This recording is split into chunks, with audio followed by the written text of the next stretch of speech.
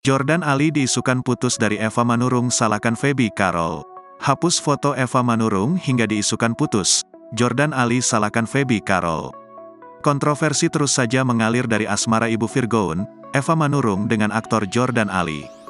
Kisah asmaranya disorot imbas dinilai tak pantas karena selisih usia terlalu jauh bahkan ditentang oleh keluarganya sendiri.